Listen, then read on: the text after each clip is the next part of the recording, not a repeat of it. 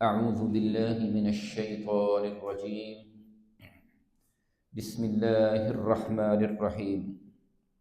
إن المنافقين يخادعون الله وهو خادعهم وإذا قاموا إلى الصلاة قاموا كسالى يراءون الناس ولا يذكرون الله إلا قليلا. صدق اللہ العظیم. ان المنافقین، بے شک منافق، یخادعون اللہ، وہ دھوکہ دیتے ہیں اللہ کو، وَهُوَ خَادِعُهُمْ، حالانکہ وہ انہیں دھوکہ دینے والا ہے. کون؟ اللہ. وَإِذَا قَامُوا، اور جب وہ کھڑے ہوتے ہیں، إِلَى الصَّلَاةِ، نماز کے لیے، قَامُوا، تو کھڑے ہوتے ہیں، کسالى، بڑی سستی، کاہلی، بے توجہی کے ساتھ. یراؤون الناس، وہ دکھلاوا کرتے ہیں. یراؤون، وہ دکھلاوا کرتے ہیں، الناس، لوگوں کو. ولا یذکرون اللہ، اور نہیں وہ ذکر کرتے اللہ کا، الا قلیلا، مگر بہت تھوڑا.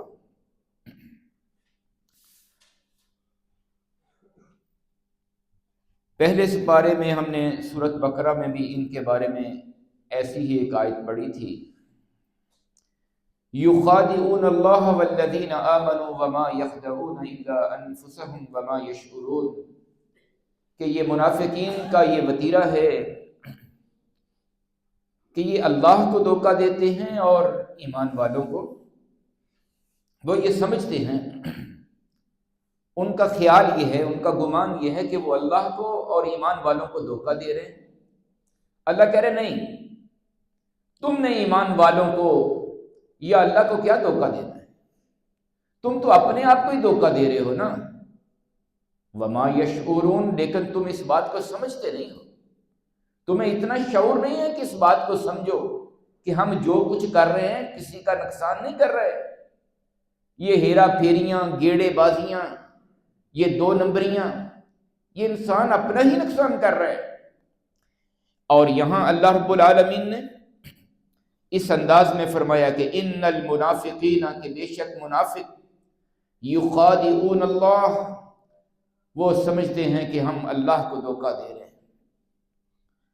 وَهُوَ خَادِعُهُمْ، اور وہ ان کو دھوکہ دینے والا ہے.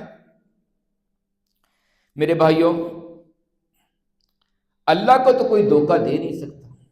کوئی ہے جو اللہ کو دھوکہ دے دے؟ یہ ان کا گمان ہے کہ ہم اللہ کو دھوکہ دے رہے ہیں. وہ رب جو دلوں کی دھڑکنوں کو بھی جانتا ہے، میرے اور آپ کے سینے میں کیا ہے، میں دل میں کیا سوچ رہا ہوں، آپ کے دل میں کیا راز ہے، جب تک آپ کسی کو بتلائیں نہیں کسی کو پتہ نہیں چل سکتا. لیکن وہ مالک تو جانتا ہے، جو ارادہ آپ کے دل میں آنے والا ہے اس کو بھی جانتا ہے کہ یہ کیا سوچے گا، اس کے دماغ میں کیا سوچ آنے والی ہے. میرا اور آپ کا خالق تو وہ بھی جانتا ہے، تو کیا کیوں اس کو بھی دھوکہ دے سکتا ہے؟ یہ وہم و گمان ہے. لیکن منافقین اپنی جہالت کی وجہ سے یہ خیال کرتے ہیں کہ جیسے ان کا چکواں لوگوں پر چل جاتا ہے، قیامت کے دن بھی ایسا ہی ہوگا، وہ اللہ کو بھی چکواں دینے میں کامیاب ہو جائیں گے. جبکہ اللہ رب العالمین فرماتے ہیں کہ یہ قیامت کے دن اللہ کے ہاں قسمیں کھائیں گے، قسمیں اٹھا اٹھا کے یہ بات کہیں گے کہ ہم تو دنیا میں استقامت اور درست راستے کے راہی تھے، ہم صحیح راستے پر چل رہے تھے. قسمیں اٹھائیں گے اللہ کی ہاں. لیکن اللہ کو کون گیڑا دے سکتا ہے؟ کون دھوکہ دے سکتا ہے اللہ کو؟ اللہ نے یہ بات فرمائی کہ وَهُوَ خَادِعُهُمْ، وہ انہیں دھوکہ میں ڈالنے والا ہے، اور رب تو انہیں دھوکہ میں ڈالنے والا ہے۔ کیسے؟ اس کا کیا مطلب؟ کیا اللہ کسی کو دھوکہ دیتا ہے؟ نہیں، اللہ کسی کو دھوکہ نہیں دیتا۔ اللہ نے ان کی بات کا جواب دیا ہے ان کی زبان میں، فرمایا کہ یعنی ان کی سرکشی اور گمراہی کے باوجود اللہ انہیں مہلت دیے چلا جا رہا ہے۔ وہ 2 نمبریاں کرتے ہیں، فراڈ کرتے ہیں، گیڑے بازیاں کرتے ہیں، اس کے باوجود اللہ ان کو دنیا میں نواز رہا ہے۔ وہ سمجھ رہے ہیں کہ شاید یہ اللہ کی بڑی عنایت ہو رہی ہے۔ اگر کوئی آدمی اللہ کی نافرمانیاں کرتا ہے لیکن دنیا کے وسائل کی فراوانی ہے، تو وہ یہ نہ سمجھ لے کہ میرے اوپر اللہ بڑا راضی ہے۔ ھذا من فضل ربی، گھر بنایا ہے 2 نمبر انداز سے، 2 نمبر کی کمائیاں کر کے اور لکھ دیا ہے ھذا من فضل ربی۔ یہ لکھنے سے کچھ نہیں ہوگا، اللہ نے اس کو مہلت دی ہوئی ہے۔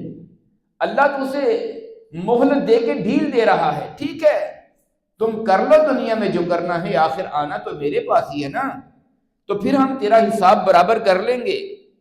وہ انہیں سرکشی اور گمراہی کے باوجود ان کو مہلت دیے چلا جا رہا ہے، ان کو دنیا میں اس طرح ذلیل و رسوا کرتا ہے کہ وہ حق کو پا ہی نہیں سکیں گے، حق کو سننے کے باوجود حق کو قبول نہیں کریں گے، اور قیامت کے دن بھی ان کے ساتھ ایسا ہی معاملہ ہوگا۔ آگے اللہ نے ان کی ایک نشانی بیان کی ہے۔ یہ جو منافق ہے نا، ان کی ایک بہت بڑی نشانی اللہ نے بیان کر دی۔ وَإِذَا قَامُوا إِلَى الصَّلَاةِ قَامُوا كُسَالَىٰ، کہ جب یہ کھڑے ہوتے ہیں نماز کے لیے تو ان کی حالت کیا ہوتی ہے؟ ان کی حالت یہ ہوتی ہے کہ بڑے گرے ہوئے، ہمت ہاری ہوئی، جسم ہارے ہوئے، جیسے بندہ بڑا تھکا ہوا ہے، بے توجہی ہے، لاپرواہی ہے، کوتاہی ہے، یہ انداز ہوگا نماز میں، کوئی توجہ ہی نہیں، نماز کی طرف شوق سے نہیں آئیں گے، مجبوری سمجھ کے آئیں گے کہ نماز کے لیے جانا ہے، اور حشاش بشاش نہیں ہوں گے نماز میں، جیسے کوئی اپنے سر سے کوئی ذمہ داری اور بھار اٹھا رہے ہیں، یہ انداز اختیار کیے ہوئے نماز کے لیے آئیں گے۔ وَإِذَا قَامُوا إِلَى الصَّلَاةِ قَامُوا كُسَالَىٰ، یہ کیفیت ہوگی ان کی نماز میں۔ اللہ نے یہ ان کی بہت بڑی ایک نشانی بیان کر دی کہ جو عبادت سب سے افضل ترین عبادت ہے، جو سب سے بہترین عبادت ہے، اس عبادت میں بھی ان کی یہ کیفیت ہے۔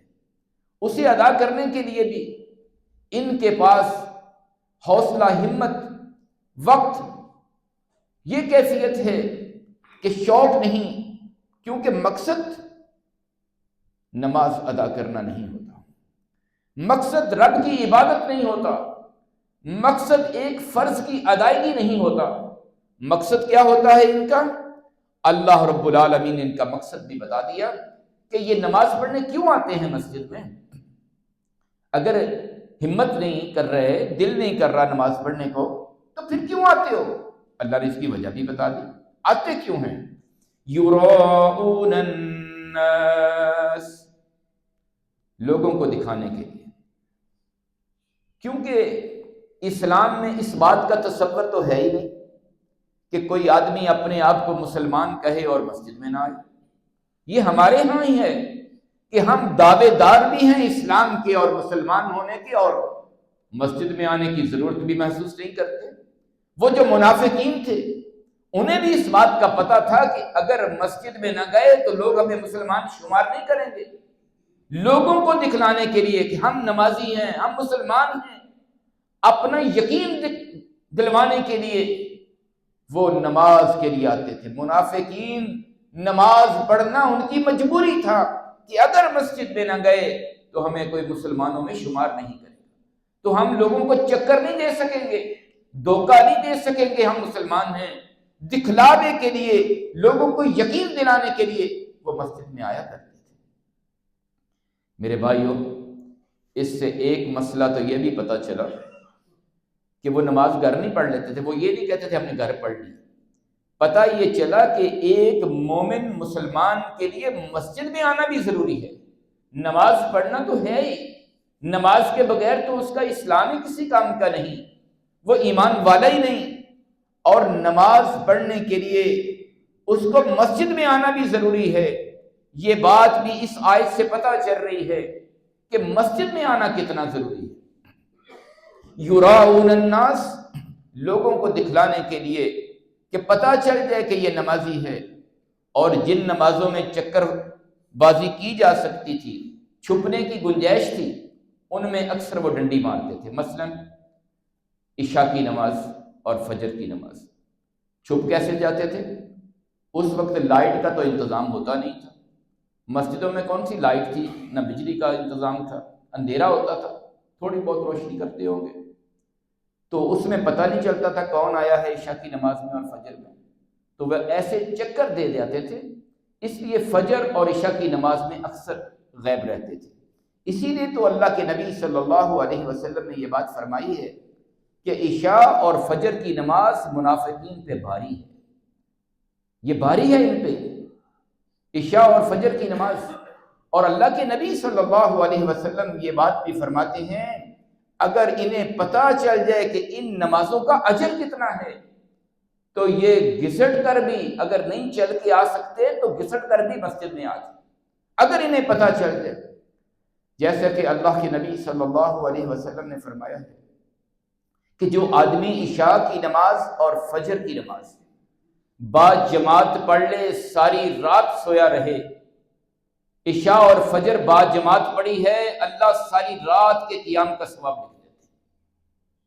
ہمارا ایک دوست ہے، مجھے ایک دن میں نے کہا بھائی آپ فجر کی نماز پہ نہیں نظر آتے ہیں، کہنے لگا جی میں اٹھ جاتا ہوں۔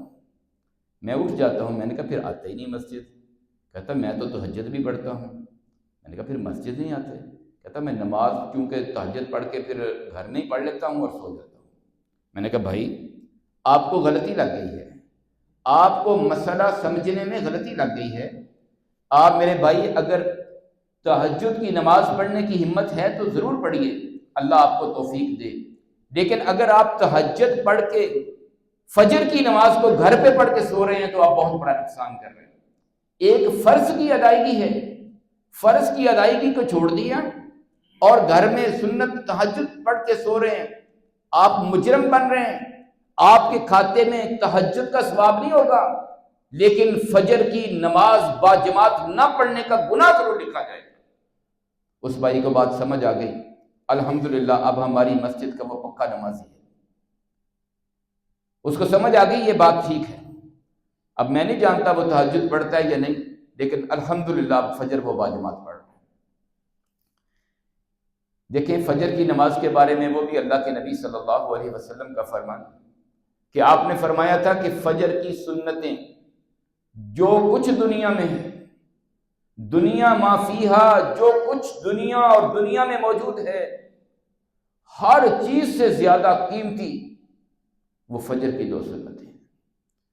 اور جس نماز کی سنتیں اتنی قیمتی ہیں اس کے فرائض کتنے قیمتی ہوں گے۔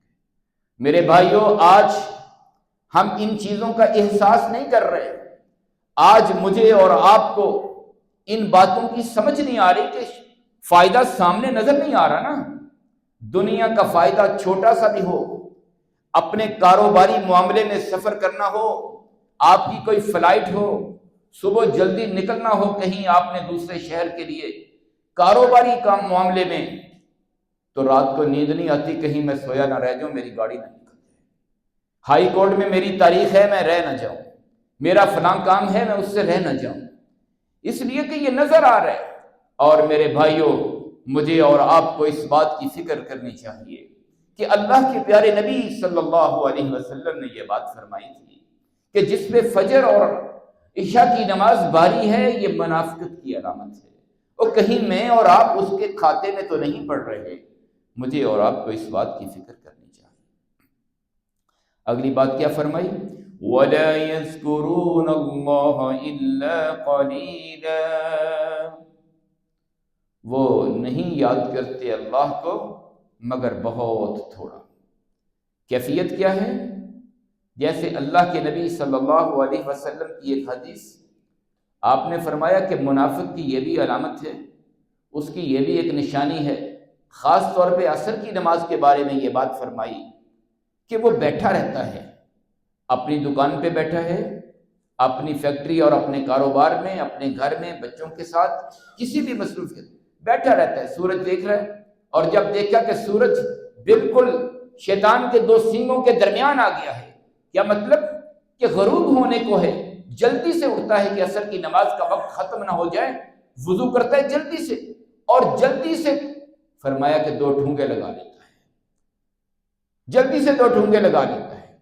اللہ کے نبی صلی اللہ علیہ وسلم نے، اور پھر کیا ہوتا ہے، کہا کہ بہت تھوڑا ذکر کرتا ہے، جلدی جلدی پڑھنی ہے، تھوڑا ہی ذکر کرنا ہے، ہلکی پھلکی سی نماز، جلدی جلدی نماز پڑھ لی۔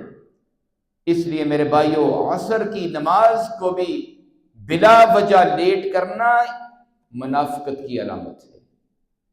اللہ کے نبی صلی اللہ علیہ وسلم نے اس بات کی خبر دی ہے کہ اللہ نے جو میرے اور آپ کے ساتھ فرشتوں کی ڈیوٹی لگائی ہے نا، جو ہماری ایک ایک بات کو لکھ رہے ہیں، ان کی تبدیلی ہوتی ہے فجر کی نماز پہ اور عصر کی نماز پہ۔ اس لیے ان نمازوں کو بر وقت ادا کیجیے۔ جب وہ فرشتے ڈیوٹی بدل کے اپنے رب کے پاس پہنچتے ہیں تو خالق و مالک ان سے سوال کرتے ہیں، بتلاؤ نا کہ میرے بندے کے پاس سے آئے ہو، میرا بندہ کیا کر رہا تھا؟ حالانکہ اسے نہیں پتا، وہ نہیں جانتا، جو سینوں کے راز بھی جانتا ہے، اسے معلوم نہیں کہ میرا بندہ کیا کر، لیکن وہ اپنے فرشتوں کی زبان سے سننا چاہتا ہے۔ اور جب اس کے فرشتے اس بات کی رپورٹ دیتے ہیں کہ اے مالک و خالق، میں تیرے جس بندے کے پاس سے آیا ہوں، جب میں صبح فجر کے وقت گیا تو وہ نماز کی حالت میں تھا، جب میں آیا ہوں تو عصر کے وقت پھر وہ نماز پڑھ رہا تھا، گیا تھا تو تب بھی نماز میں تھا، آیا ہوں تو تب بھی نماز میں ہے، وہ اللہ کو یہ رپورٹ پیش کرتا ہے۔ کتنا خوش قسمت ہے وہ فرد کہ جس کی رپورٹ اس کے رب کو یہ جا رہی ہو کہ اے مالک و خالق، تیرا بندہ جب گیا تو تب بھی نماز میں تھا، آیا ہوں تو تب بھی نماز میں کھڑا تھا۔ اور میرے بھائیوں، پھر اس کا رب کتنا خوش ہوتا ہے، اور پھر اس پہ دنیا اور آخرت کیوں کامیاب نہیں ہوگی، دنیا میں اس کے گھر میں برکتیں کیوں نہیں ہوں گی، نحوستیں کیوں دور نہیں ہوں گی، جب اس کی رپورٹیں اس کے رب کے پاس ایسی جا رہی ہوں گی، پھر اس پہ رحمتیں بھی ہوں گی اور برکتیں بھی ہوں گی۔ اس لیے میرے بھائیوں، آج کا سبق اس حوالے سے بہت اہم سبق ہے۔ ایک تو یہ پتہ چلا کہ نماز ایک مومن کے لیے کتنا ضروری ہے۔ منافقین بھی نماز ادا کرنے آتے ہیں کہ لوگ ان کو یہ نہ خیال کریں کہ یہ مسلمان نہیں۔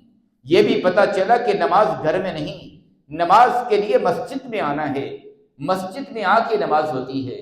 اور تیسری یہ بات بھی پتہ چلی کہ نماز کو سر سے اتارنا نہیں کہ یہ ایک بوجھ ہے، میں یا 5 نمازیں کسی طرح پوری کر لوں، نہیں، ایسا نہیں میرے بھائیوں، نماز کو ادا بھی کرنا ہے، اور نماز کو ادا یہ کسالہ اور ولا یذکرون اللہ الا قلیلا، ہم نے اس کیٹاگری میں نہیں آنا۔ نماز کو بڑے سکون سے ادا کرنا چاہیے، نماز کو خشوع و خضوع سے ادا کرنا چاہیے۔ میرے وہ بھائی جو صرف تعداد پوری کرنے کی فکر میں ہوتے ہیں، جیسا کہ میں آپ کو ایک مثال دیتا ہوں، پہلے بھی میں نے کئی مرتبہ دی، عشاء کی نماز ہے، میرے بعض بھائی 17 رکعتیں پوری کرتے ہیں۔ 17 رکعتیں پوری کرنے کے لیے کیا کرتے ہیں؟ جلدی جلدی۔ دیکھیں، 2 چیزیں ہوتی ہیں، ایک مقدار ہوتی ہے اور ایک معیار ہوتا ہے۔ دیکھیں، کبھی بھی انسان کو معیار کو ہاتھ سے نہیں چھوڑنا چاہیے۔ آپ کوئی چیز لینے جائیں بازار سے، آپ نے کوئی فروٹ لینا ہے، وہ کہتا جی یہ فروٹ جو ہے، یہ سیب جو ہے یہ 400 روپے کلو ہے اور یہ 150 روپے کلو ہے۔ اب 150 روپے کلو والا آپ سیب لے آئیں گھر لا کے جب کھولیں گے تو کوئی ایک دانہ بھی اس کا اچھا نہیں ہوگا، وہ سارا ہی ضائع ہوگا، وہ سستا نہیں ہے، وہ مہنگا ہے۔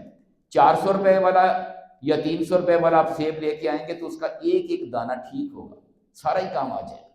معیار بہت ضروری ہے۔ دیکھیں، ایک انسان، کسی حدیث میں یہ بات نہیں آئی کہ آپ 17 رکعتیں لازمی پوری کریں، ہم بچپن سے پڑھتے رہے۔ عشاء کی نماز کتنی ہے؟ میرے ایک دوست ہیں، تو میں نے ایک دن ایسے نمازوں کی بات ہوئی، میں نے کہا نمازیں الحمدللہ پوری پڑھ لیتے ہیں؟ کہتا یار 4 پڑھ لیتا ہوں، ایک نہیں پڑھی جاتی۔ کون سی نہیں پڑھی جاتی؟ کہتا عشاء کی نماز نہیں پڑھتا۔ بہت بڑا کارو آدمی ہے، شہر کا نام پر آدمی ہے۔ تو میں نے کہا جی کون؟ کہتا عشاء کی نماز نہیں پڑھ سکتا۔ کیوں نہیں پڑھ سکتے؟ کہتا یار 17 رکھتے ہیں، بڑی مشکل ہوتی ہے، شروع کر دیں تو ختم ہی نہیں ہوتی، تو پھر میں شروع ہی نہیں کرتا، کہ شروع کروں گا تو 17 پڑھنی پڑے، اس لیے میں شروع ہی نہیں کرتا، یار میں 4 پڑھ لیتا ہوں۔ میں نے کہا بھائی آپ کو کس نے کہا کہ آپ 17 رکھتے ہیں پڑھیں؟ آپ کو کس نے کہا؟ کہتا پھر کتنی پڑھوں؟ میں نے کہا 4 فرض پڑھ لو، 4 فرض پڑھ لو، 2 سنتیں پڑھ لو، میں گارنٹی کے ساتھ یہاں بیٹھ کے آپ کے ساتھ بات کر رہا ہوں۔ 4 فرض پڑھ لی آپ نے، 2 سنتیں پڑھ لی، آپ کی عشاء کی نماز پوری ہو گئی۔ اس کے بعد آپ نوافل ہیں، آپ کا جتنا دل چاہے، آپ کو جتنی اللہ نے توفیق دی ہے، آپ ساری رات پڑھتے رہیں، لیکن اس لیے نماز کو فرائض کو بھی چھوڑ دینا کہ جناب عشاء کی نماز کی 17 رکھتے کون پڑھے؟ میرے بھائیوں، لوگوں کو اس غلط فہمی میں مبتلا نہ کیجیے، آسانی پیدا کیجیے۔ نماز وتر، یہ بات بھی سمجھ لیں کہ نماز وتر عشاء کی نماز کا حصہ نہیں ہے۔ نماز وتر عشاء کی نماز کا حصہ نہیں ہے۔ عشاء کے ساتھ کیوں پڑھ لیتے ہیں؟ یہ نماز وتر عشاء کی نماز کا حصہ نہیں، نماز تہجد کا حصہ ہے۔ جس آدمی کو تہجد کی نماز پڑھنا ہوتی ہے، آپ دیکھیں کہ وہ رات کو وتر نہیں پھر پڑھتا، تہجد پڑھنے کے بعد وتر پڑھتا ہے، کیونکہ وہ حصہ ہی تہجد کا ہے۔